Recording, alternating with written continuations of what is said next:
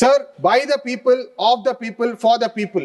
But this government is taking decisions against the people of our country, against the poor of our country అని చెప్పి స్పష్టంగా తెలుస్తుంది sir. మీరు ఉపాధి హామీ అని చెప్పి ఒక స్కీమ్ ఏదైతే ఉండేనో పేదవాడికి 100 రోజులు సంవత్సరానికి వారికి పని చేయడానికి వారికి హక్కుగా 100 days 100 రోజులకి వారికి ఉపాధి కల్పించే ఒక బ్రహ్మాండమైన స్కీమ్ ఏదైతే ఉండే సార్ 200 రూపీస్ 200 రూపాయలు డేకి వాళ్ళకి ఎర్నింగ్ ఉండే సార్. కానీ ఈ ప్రభుత్వం వచ్చినాక గత 10 సంవత్సరాలు 7 లక్షల కోట్లు దాని మీద ఖర్చు పెట్టినప్పటికీ కూడా ప్రజలకి కేవలం 200 రూపాయలే చేరినాయని చెప్పి ఇది ఒక పెద్ద స్కామ్ జరిగిందని చెప్పి నేను తెలియజేస్తున్నాను సార్. పేదవాడి పొట్ట కొట్టిన ప్రభుత్వం ఈ బీజేపీ పార్టీ అని చెప్పి స్పష్టంగా తెలుస్తుంది sir.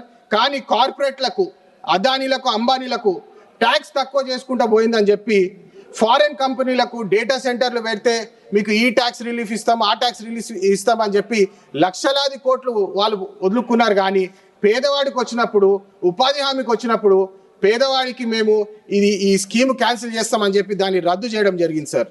So it is clear that there is money for the rich but there is no money for the poor in this country because of the tax concessions this government has given the corporate companies, sir.